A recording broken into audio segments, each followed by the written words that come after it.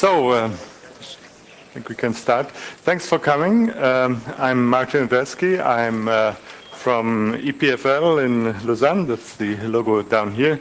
And I have been working for the last 5 years or so on basically nothing else but the Scala language. About that is this talk today. So I'm here to tell you a bit about what it is, what you can do with it, and what its design philosophy is, how it's different from other programming languages. So if you look at the software landscape today, then I think it resembles more and more a Tower of Babel, with many little or sometimes not so little languages playing together more or less well. So a typical setup would be that you have, say, JavaScript in the browser on the client, and you would have some language for server-side scripting, Perl, Python, Ruby, Groovy, whatever. If you're in a Java environment, maybe you have Java FX for the UI. That's still very new, but it fills out its niche there. You would have maybe Java for the business logic or something else, C#, C++, whatever, SQL for database access. And then you need to cobble all this together with usually a generous helping of XML configuration files and so on. So that's the situation today, and it's both good and bad. So the good part of it is that with all these little languages, each one can specialize on what it does best. You can have really specialized tools for these things. The bad part comes when you have to do a large amount of cross-language communication, because that tends to be complicated, in particular for deployment, tends to be fragile, and it tends to be a large source of misunderstandings if the conventions in these languages don't quite play well together. And the underlying, or one of the underlying problems of this is that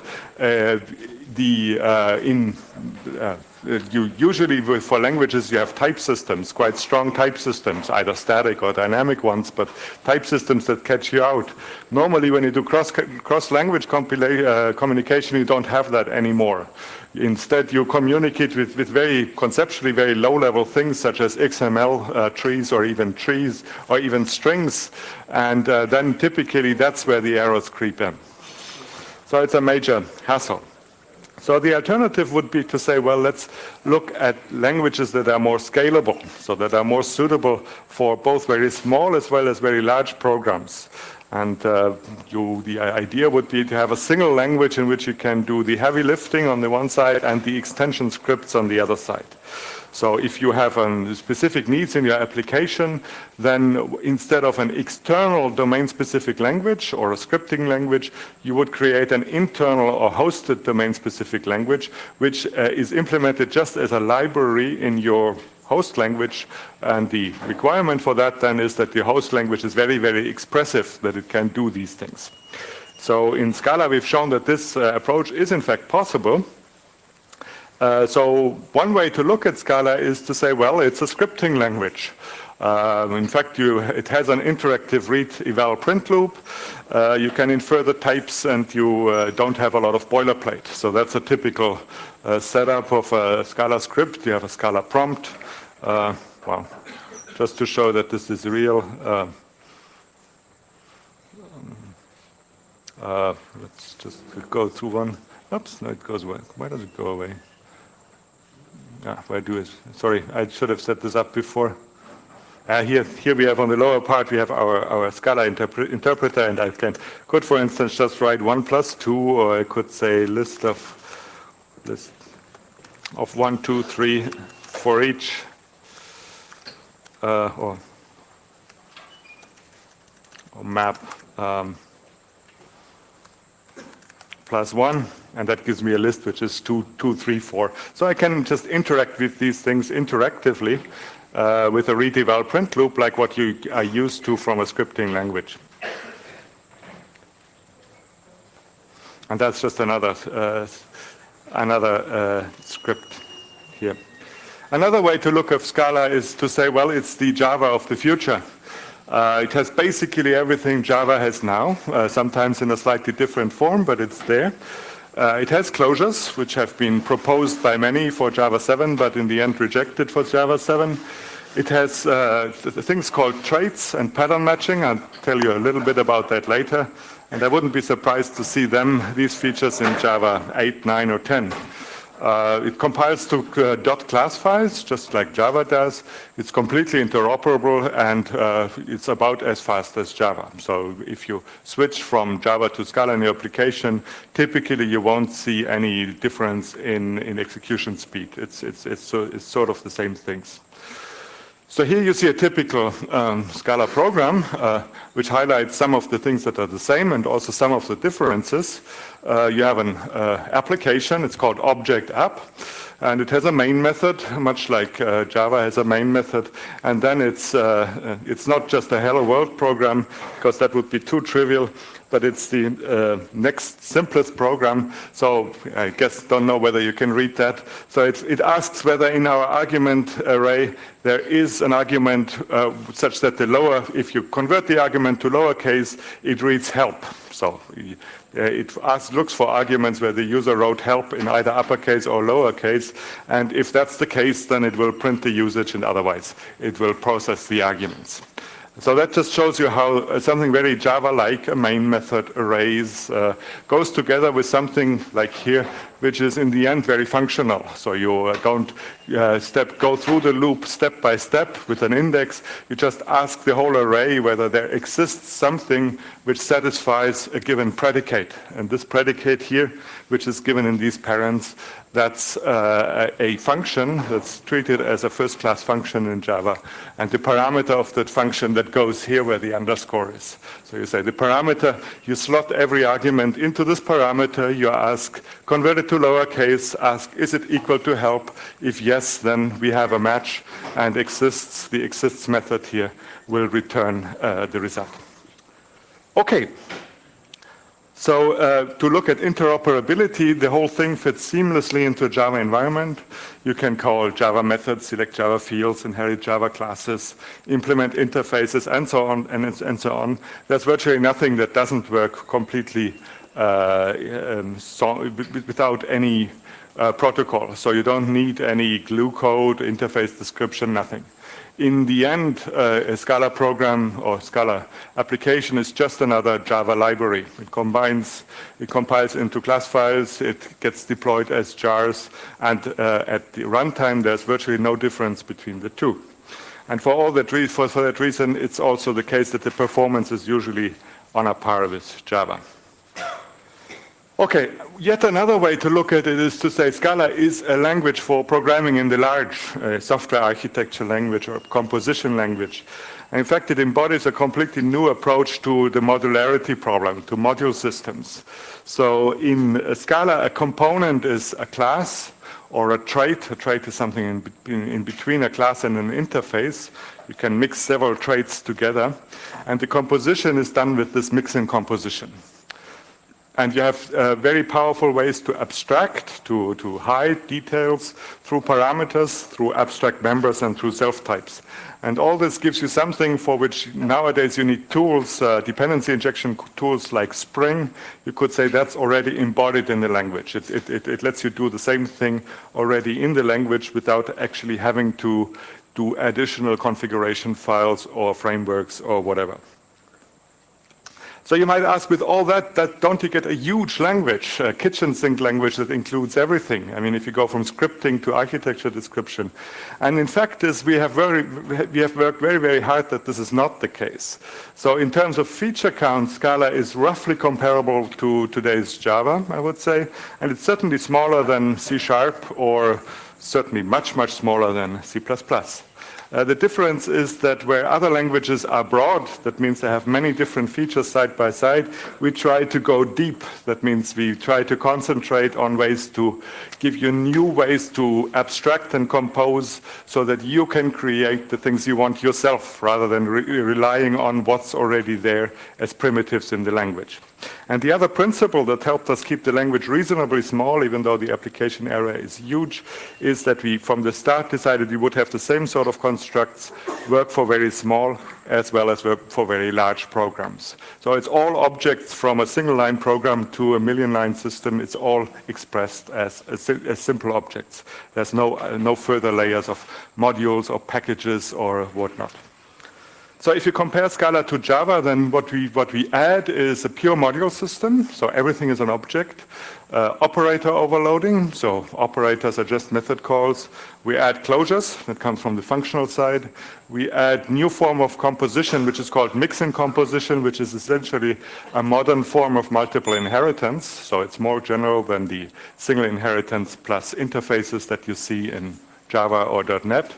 And we add on the type side interesting things like existential types, abstract types, and we add pattern matching. That's quite a list, but on the other hand, we also remove quite a list from the things that you see in Java. Not so much that we are against them, but typically because there are other ways to do the equivalent things in Scala. So we don't have static members of classes. They're a big source of headaches. We don't have primitive types. They're all objects. We don't have break and continuing loops. I show you how to get them back later. We don't treat interfaces specially. They're just traits, simple traits. We don't need wildcards. We can model them in a more correct way with existentials. And we don't have raw types and enums. Enums are among the several other things that are modeled in Scala libraries. So the libraries take up a lot of the slack of what's not in the language. And that's possible because the language is much more flexible and malleable so that you can, in fact, write these libraries and have them used in a pleasant way from your users. So now I should really tell you, well, who has already seen or written some Java code? Scala code, sorry. Oh, okay. Quite a few. Written? Who's written? Oh, much fewer. Okay. So for those who haven't seen anything, I just take you through a little cheat sheet to just tell you how to read some Scala. How is it different? So first thing here is you have a method definition. On the right side, you have the Java one. And on the left hand, you have the Scala one. So you see that there's a special keyword called def, which starts a method. The parameters, the type of the parameter is reversed. So it's x:int instead of int x. And you don't need to have a return. Instead, every expression on the right-hand side, the last expression of the statements on the right-hand side is automatically returned as a result. And there's a light-write form of functions that don't take any parameter at all. That's this one here, where you just write a function that when you mention the name fun, it will compute result for you every time you do that. Variable definitions, so that's the Java form, int x equals expression. In Scala, you write var x:'int equals expression. If you want it to be immutable, which is the functional way, then you write val instead of var.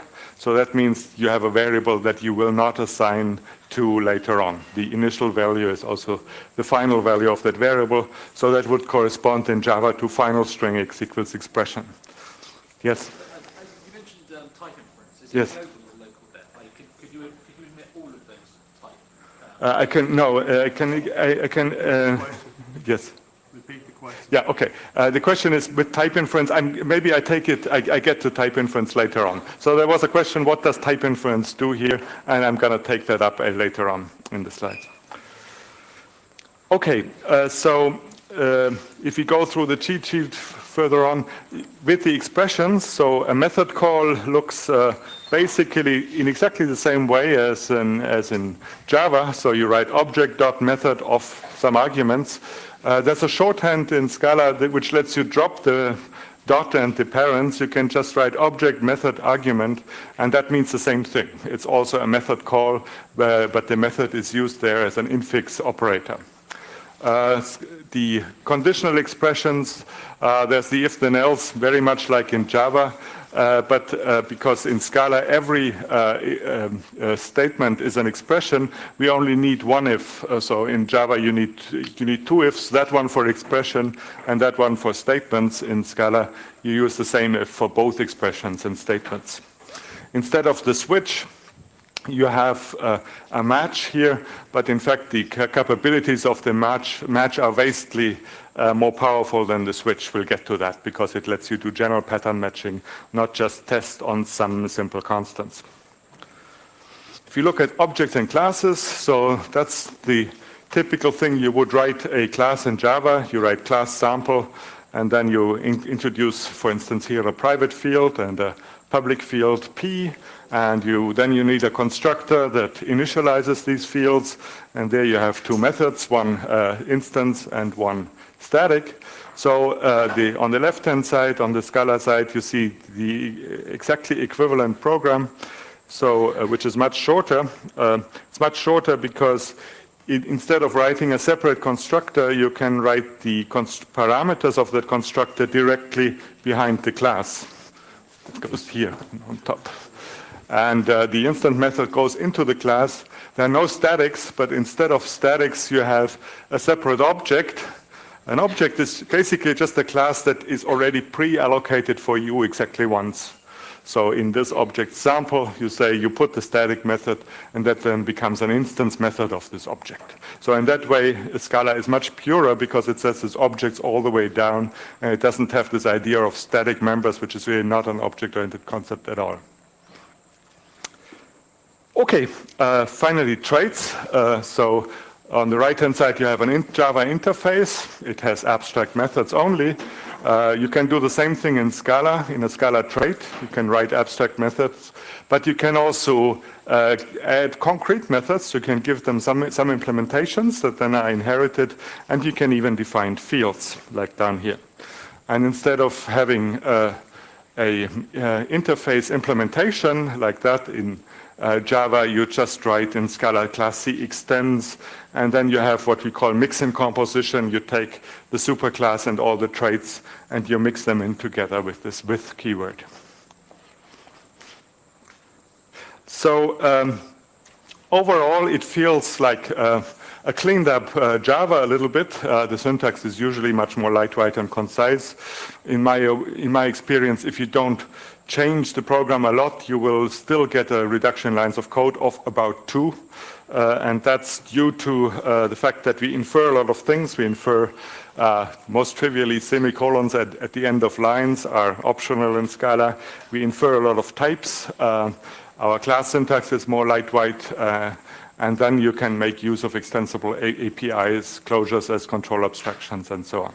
So it feels like a cleaned up Java, but with one major difference, and that's that we write x:int instead of int x. And that's actually what I've been most criticized on by overall. Why do you insist on writing x:x instead of int x? It would be so much easier if you didn't do this. So we must have very good reasons to do it. And in fact, we didn't really do this just out of a whim to say, well, we just like it better. So there are two reasons for this. The first one is that quite often, and in fact usually in Scala, you will not write the type int at all. You will just write var x equals 0, and the Scala compiler will infer the type for you. And this type inference is a bit limited, so it's done in a local way. So from the right-hand side, from the type of the expression, it will figure out that the 0 is of type int, so there's no need to declare the variable x with the same type int explicitly. The compiler can figure that out. So that's the first reason. And the second reason is that I think this prefix type int x syntax, that worked great in the days of early C, and it stopped working so great afterwards. So in the days of early C, most of your types were ints, floats, structs. That was about it, right? In that sense, you could say, well, int, it's great. It already gives you the type of a variable, no noise, no fuss, nothing. No, you don't need another keyword. But nowadays, our types have gotten much bigger and much complicated, more complicated than that, and they have gotten much more user definable.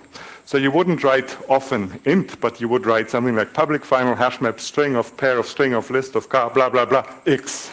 And then you say, okay, you have to parse all this to get to the really important thing, namely, what is the variable you're defining here? Maybe you're not even interested in the type at this moment. You're just interested in the name. So I think this syntax, the traditional C-style syntax, has outrun its usefulness when we have types like this. Whereas over here, you write val x, so that tells you so val tells you, well, it's a value you're defining, x tells you it's x you're defining, and then this thing here, you might often even infer, you don't need to write it all. And if you write it, it comes third because it's third as important as the other things, and not the most important thing. Okay, so if you want to be scalable, then one of the important things is to be extensible as a language. So why is that so? Well, it's because we don't foresee everything that users want to do with our languages. Every user has different demands and different ideas what they want to do. So one example of that very concrete is numeric data types. So in today's languages you have int, long, float, double. Question is, should we also support big ints? Well, they're very useful, very applications that absolutely demand big ints. How would you do cryptography without big decimal? Business wants big decimal. How can they count all the pennies and cents? Complex numbers, physicists absolutely require complex. Rational, interval, polynomial, they all have really important usages. But if you had a language that combined all these as numeric types in the language, it would be really huge. So what do? The alternative, of course, is to let the users grow their language according to what they need. So here's an example of what you can write in Scala. If you have the type big int, then you write a factorial like this. That's the way you would write factorial. Big int is not a type that's primitive in Scala. It's that somebody had defined in a library. If it hadn't been in a library, you could define it yourself. Everybody. There's no special magic to big int whatsoever. So you could say, well, defining new types, that's old hat, right? Every language can do that, in particular object-oriented languages. So, of course, in Java, you can also define big int. In fact, it has been defined. It's called java.math.biginteger. But to interact with it, you have to write that. So you write factorial of this big integer, and then you have the test. So that's the very same factorial function. It clearly doesn't look like you're interacting with a built-in type, right? It's completely different whether you interact with something that's in the language or outside the language. So the question is how in Scala you achieve this syntactic elegance and brevity. So here's how we do it. So that's an excerpt of the class of the class BigInt, which is in the Scala library. So it doesn't do much. It uses Java for most of what it does. It imports the Java BigInteger, and here you define the class BigInt. To get a Scala BigInt, you essentially wrap a Java BigInteger, and then in the class BigInt you have methods that are called plus and minus and so on. Remember from a couple slides back the alternative method syntax that we could write receiver method argument? Well, here you can write x minus 1. That's an instance of that. X is the receiver, minus is the method, 1 is the argument. So the only thing that we needed to do that is to say, well, you can have a method whose name is plus. Plus is a legal method name, and in fact it is in Scala. So that's not a big deal. So that means that infix operations like a plus b is the same as a dot plus b. Or here, I just played on that to say you can of course do that also when you call Java methods. So here, the add method, that's a Java operation on big integer, but you use infix syntax on that, just to show you that it's possible. Yes, there was a question. One quick question. In the example on the slide before, you are subtracting the constant 1. Yeah. Now, that's an integer, and it doesn't fit the type BigInt you have here in your... Very good. Very well observed. Yes. So what do we do then? So we could do two things. So the first one is we can give you an overloaded version of plus with integer only. That works for x plus 1, but it doesn't work for 1 plus x. That's the harder part. Because if you say 1 plus x, you invoke the plus method on the integer 1 with a big int argument. So then you really have a problem. There's something called an implicit conversion in Scala. So you can define your own conversions and the compiler will apply them when necessary to make these things work. I didn't want to go into that because it goes a bit too deeply, but that's essentially how it's done. There's an implicit, together with big integer, you define an implicit conversion from integer to big integer. Okay, so that's data types. What about control structures? So if you want to extend your language with new control structures also, I guess. So here's an example of what's also been proposed for Java 7, a sort of using construct where you say, okay, I want to have a resource, in this case a buffered reader, and I want to use that. That means I want to open it and do something with it and then close it automatically so that I can't, the idea of this construct is that users shouldn't fall into the trap to forget to close it. In fact, the closing, so that's the previous idiom where you say you open you create a resource, then you do something with it, and then you have a try finally, which catches under every eventuality, will say, well, if this thing is not null, then close it in the end, this sort of thing.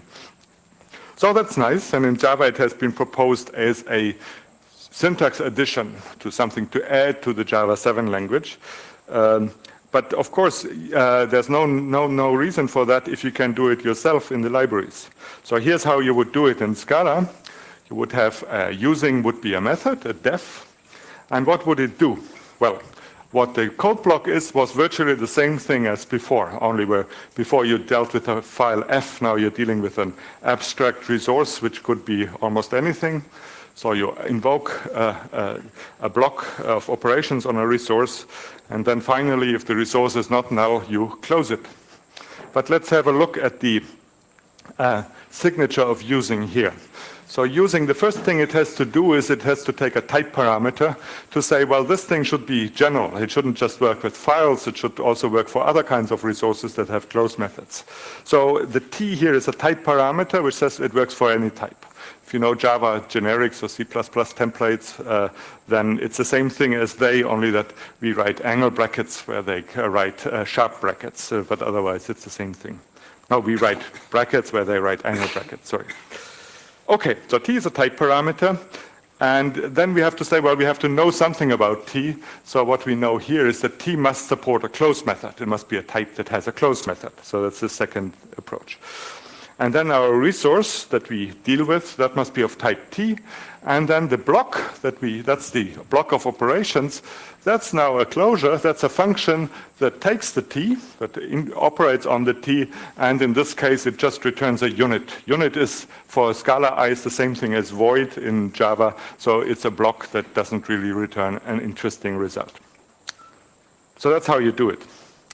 So now let me get back to break and continue. So break and continue, they were in our list of missing features from Java, and Scala doesn't have them. So why did we drop break and continue? Well, originally we dropped break and continue because we say they're a bit imperative. Typically you need to break and continue to get out of a very tangled control structure. If you have a more functional programming style, then typically you don't do that. You have many more smaller functions, and the need for break and continue is much reduced. There was also an issue how they interact with closures. What if you break out of something which is really a call of a closure? But finally, the answer is they're not really needed, because you can do break and continue perfectly well with just libraries. So here's what you now would do. In fact, so you would import something from a class called Scala util control breaks, and then instead of breaking out just of a loop, you make it just explicit. You say that's the limit where you break out. So you have another construct called breakable. That's where you break out from, and then you write whatever. So here's a loop, a for loop, and then here you have your break, which then, if you invoke the break, it would break out of the scope here. So how is that done? So here's the implementation of well, it is in the Scala standard libraries from the next version on, 2.8, but you see it's no big deal. If you need break and continue now, just write these couple of lines and you have them. So what you do is there was this breaks object, that's what this defines.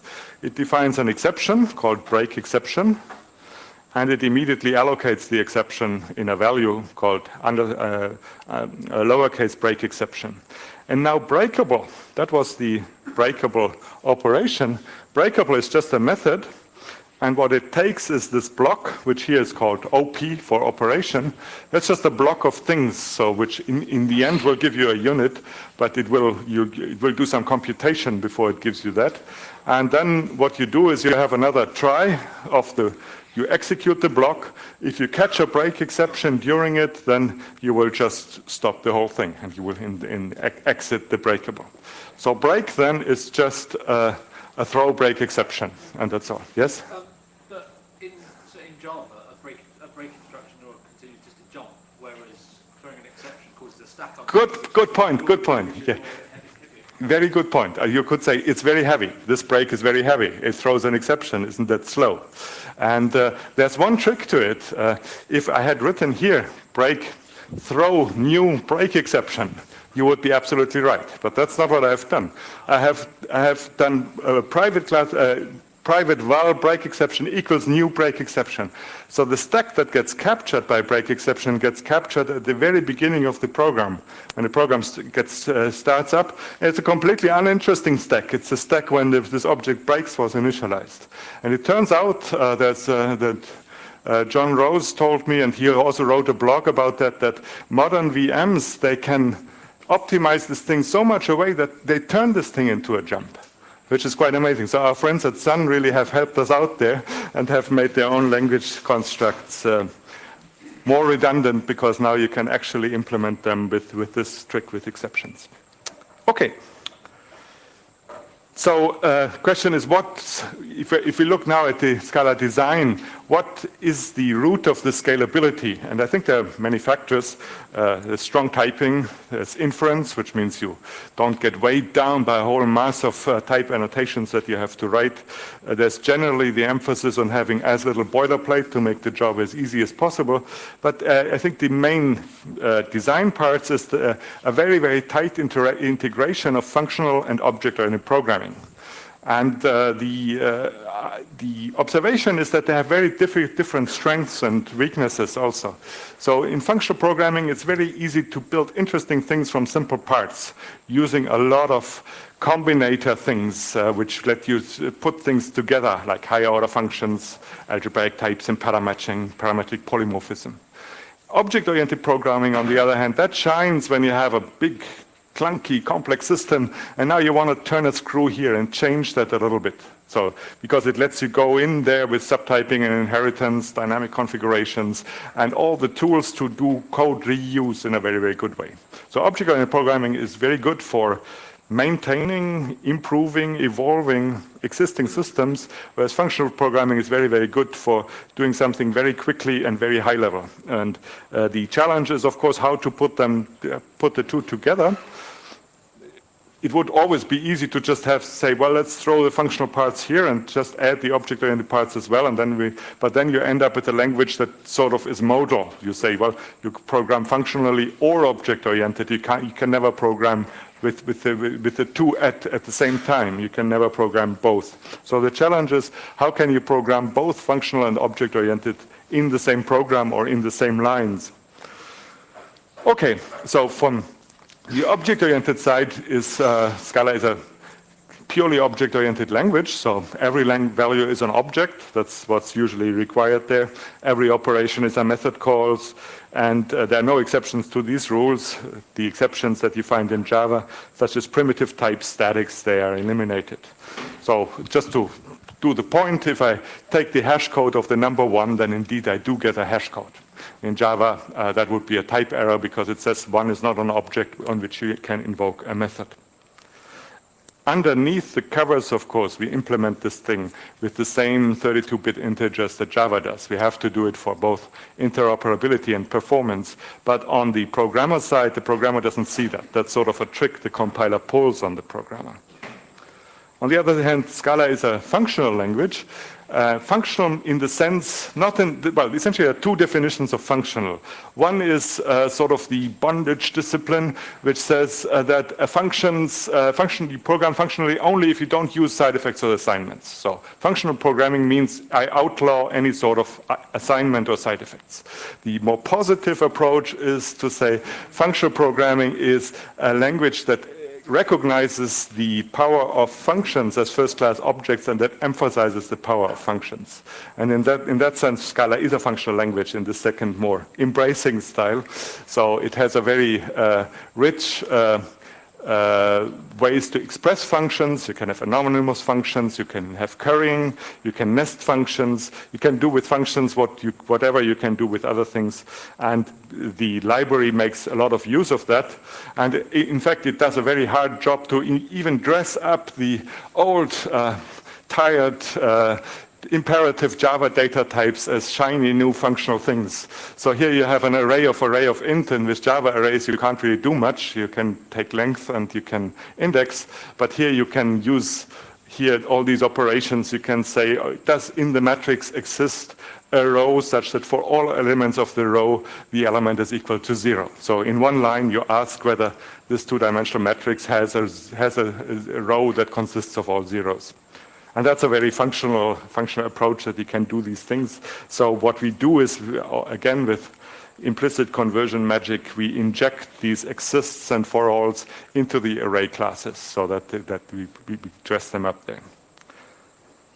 Okay, so now you could say if functions are values and values are objects, it must be that the functions themselves are objects, right?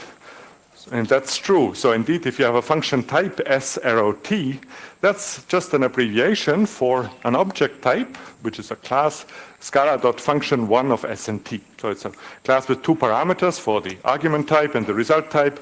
And here you see this class. Well, it's actually a trait. So function 1, it takes the s and t parameters and it has the apply method. If you wonder what this minus and plus is, it tells you how the type parameter varies with subtyping. It's covariant for this one and contravariant for the other one. If you don't know what that means, don't worry. It's not important here. So here would be a concrete function. In that case, here we have an anonymous function. So a very simple one that takes an int x and it returns x plus 1. So that's this function, and it would be translated into now a Java anonymous class, which gives you a new instance of this trait, and with an application, with an implementation of the apply method. So here it takes the x and it returns x plus 1. So that's what it does. Okay, you could say, well, that's nice. You have compiled out functions, but why should users care? Well, the idea is that since functions are classes, they can be subclassed. That's something you have on the object-oriented side, not on the functional side. On functional programming, a function is a function is a function. You can't ever add anything to a function. Once you treat functions as objects, you can do it. So why would you want to add something to functions? Well, one example is just arrays. An array is, if you come to think of it, it's nothing but a function from ints, some subrange of the integers, to whatever the element type of the array is. Only that arrays, of course, have more things than functions, because you can take the length of an array, you can update the array, so they are functions that you can mutate, you can change the functions, and then if they are proper good arrays, they also have all these useful methods like elements and exists and for alls that we have seen in the matrix example. And that's the way Scala treats arrays. So instead of array subscripting, we have this apply method here. And when we write here, no, actually I don't write it here. When we write here a of I equals a of I plus 2, then Scala will translate that into saying, well, that's the invocation of the apply method on my function. That's an invocation of the update method of my function, and then the rest is just the implementation of these methods. So why is that useful? It's useful because it's not restricted to just arrays. Whenever the Scala compiler sees this syntax, it will translate it into applications of the apply and update method. That means you define apply and update for your collection libraries, hash tables or something, you get exactly the same syntax. So it's not something that is restricted to a primitive type, it's available for all library abstractions. Okay, another useful thing are partial functions. So now I have to probably switch a big, I think I have 10 more minutes, so I'll speed up a little bit. I got more than 10 minutes, excellent. Okay, so I slow down. So partial functions, they are functions that are a bit less common than arrays. They have a new method which is called isDefinedAt. So that's methods, that's functions where you can, that are not defined on all their domain, and what's more is you can find out whether they are defined or not using this method. And what Scala does is it treats block of pattern matching cases as instances of that. So we'll see an example very quickly. So what this gives us is a way to develop completely new paradigms of programming. So as an example here, I develop concurrent programming. Since Java and Scala are interoperable, of course, we could use the Java threads, and we do. We use the Java threads, we use the modern concurrent libraries by Doug Lea, a lot of that. And that works well, but it's concurrent programming on a very low level of abstraction. So if you want to be safer, if you want to write concurrent programs simpler, then you need to something else. So threads are very, very error prone. So one example that we have done and that people use a lot is programming with actors.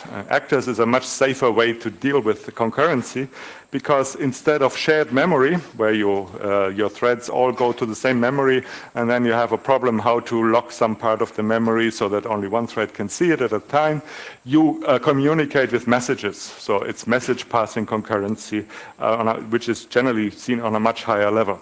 We're not the first one to have made that observation. There's a language, Erlang, which exists for more than 20 years, which has pioneered this in the programming language camp, and which is nowadays quite popular for massively concurrent applications. So in Erlang, there are two principal constructs, and we have adopted both of them in Scala, or in the Scala libraries, I should say. You can send a message to an actor. That's the previous one. And the send is asynchronous. That means you send off the message and then you do other things and the message will be buffered in a mailbox, and when the receiving actor is ready, it will process it. And there's receive then, which is of this form. So it is a number of cases, so like what you would have in a switch, but instead of just a constant, you have an arbitrary pattern here, a message pattern. So receive picks the first message in its mailbox that matches some of the patterns and then acts on this message. So here's an example of an actor. Checksum calculator. A checksum calculator, that's an actor. So actor is in this scope from here to here. So it keeps a local field called sum, a local variable sum, and then it goes through a loop and it receives messages which are of these two forms. A data message sends a number of bytes, and a sum message demands that the sum is computed and returned to another actor, which is called the receiver here, this one here. So the loop, what the loop does is it receives messages. If the message is a data message with some bytes BS, then it just computes the hash of BS and adds to sum.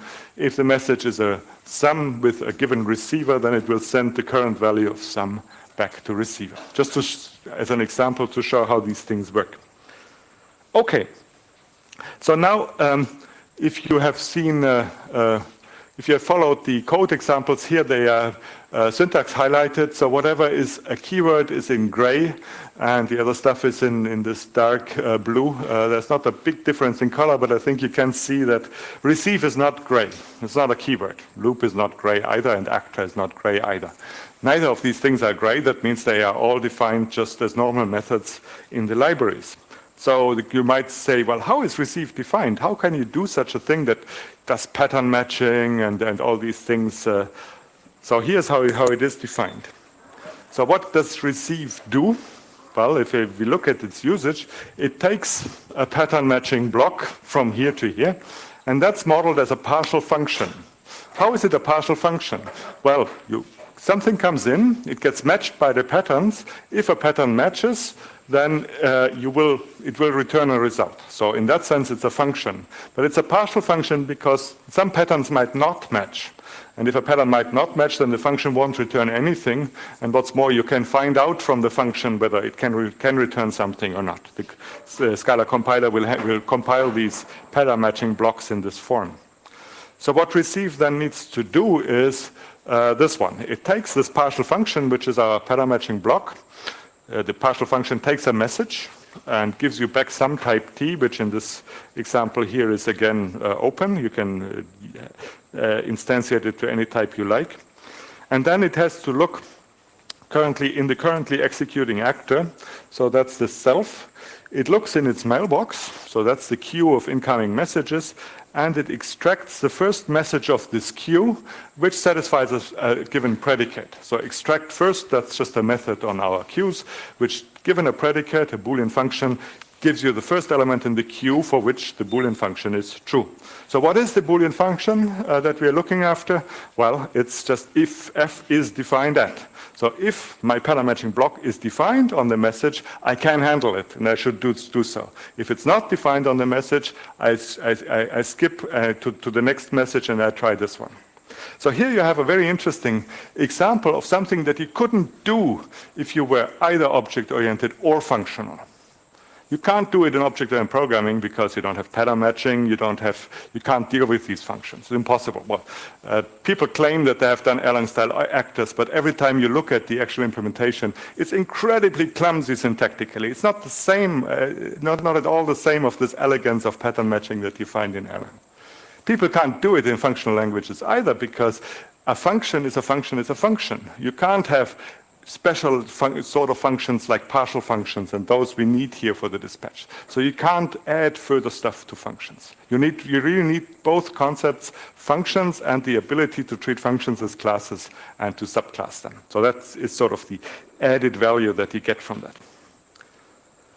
Okay, so if we look at other approaches to scalability, I think C++ is a fairly scalable language, at least upwards. You can go into stratospheres of abstractions and complexities. It's very impressive.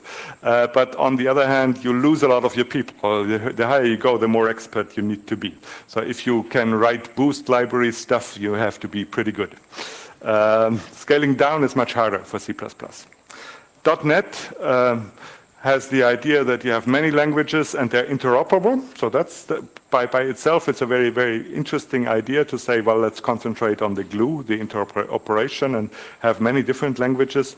But on the other hand, the problem is the .NET language format really determines a lot what you can do. So in a sense, most .NET languages are very similar to each other, at least in what they do for the objects. And then Java, well, Java is sort of the lingua franca that makes it very easy to understand other people's code, but it's not easy to scale up or down. So that means you can't really write scripts well in Java. And if you want to do really domain-specific stuff, it gets very difficult. So that's precisely why we have this pressure to add new languages. Okay. So maybe I wrap up just to tell you a little bit where we are now with Scala community. Sorry? You got 12 minutes. 12 minutes? Wow. I thought I had to finish at 5. You started later. Well, mine says 4:48. Oh, okay. Okay, good. I thought I had to finish at 10 to 5. That's why I'm rushing. Okay, good. So much. Okay, then I can take a lot of questions after the talk. So with the Scala community is quite active. So we had about 50,000 downloads overall in 2008. Of course, that would be people who have downloaded several versions of Scala. So I'm not claiming we have 50,000 users. Our track system has about 300 active contributors. We have very active messages, mailing lists with more than 20 messages a day, and we have.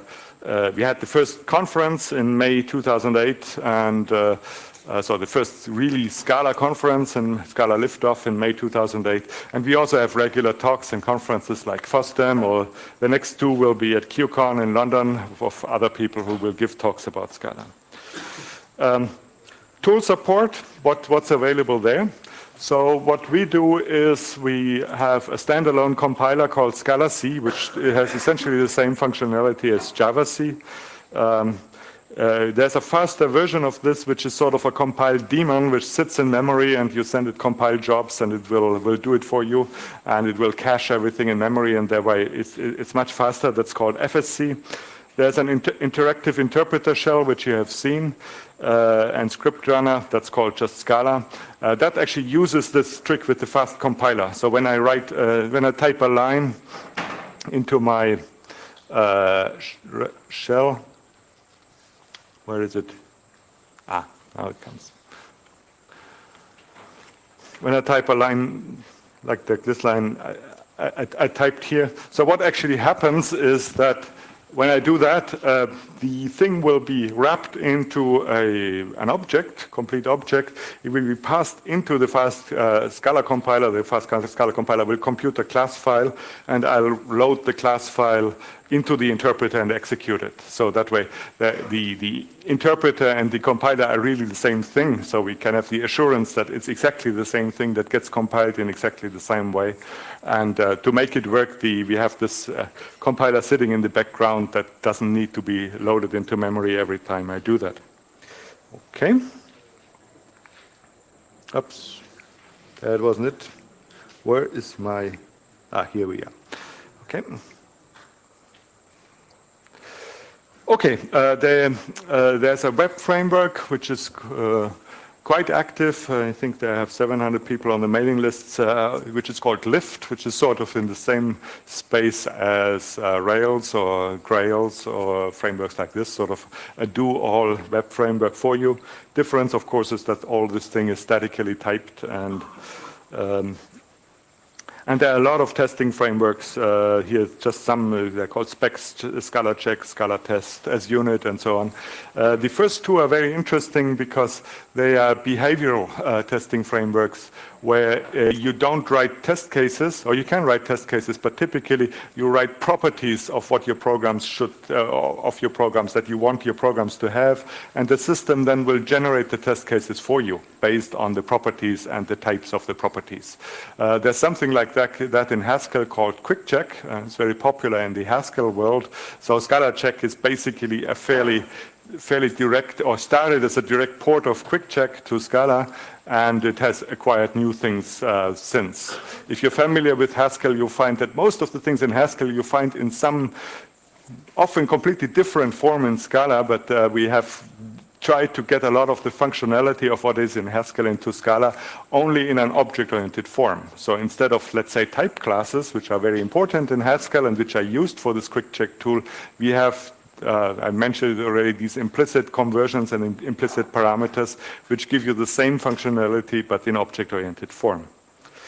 Okay, there are also now IDE plugins for the major platforms. So we have started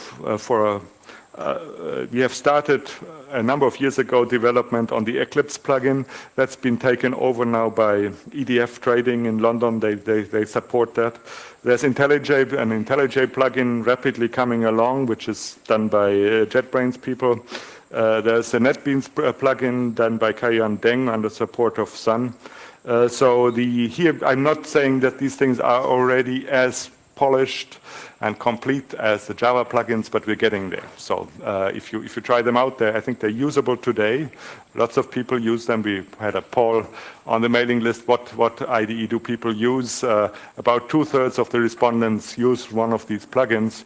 1/3 use Emacs or VI or things like that. I must say I still mostly use Emacs, but that's just because I'm old, I think. Okay, so who's using it?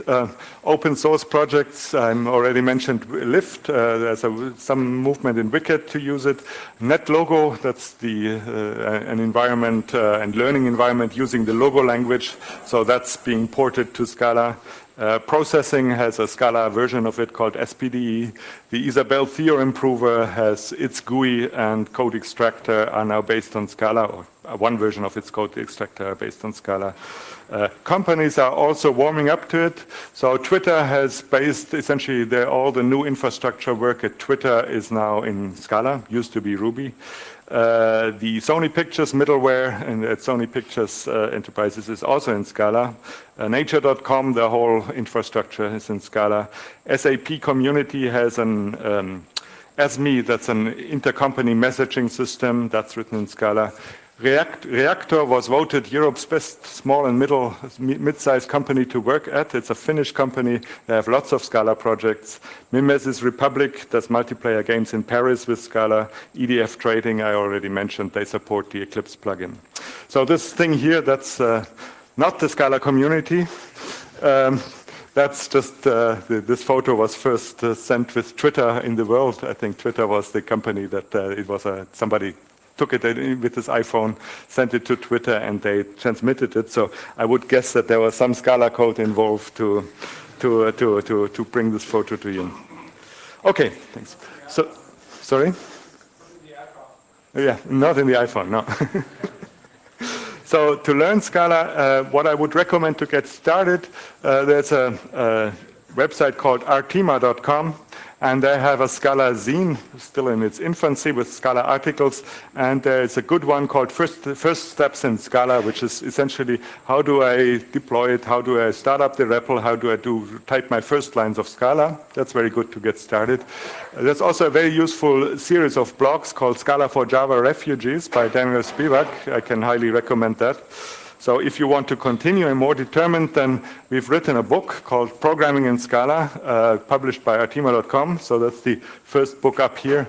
That sort of really explains everything you need to know from the easy part to the most complicated details. So if you really want to know the whole story, that's the book for you. There are also several other more introductory books in the pipeline by the Prags and Apress, and there's another one by O'Reilly, but I couldn't find I haven't seen a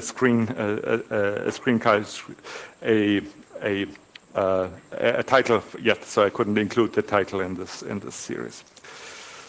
So I'm at the end of the talk. Thank you for listening. If you want to try it out, that's the website, scalalang.org, and I should also take the opportunity to thank all the many, many people who have worked on this and have helped with it.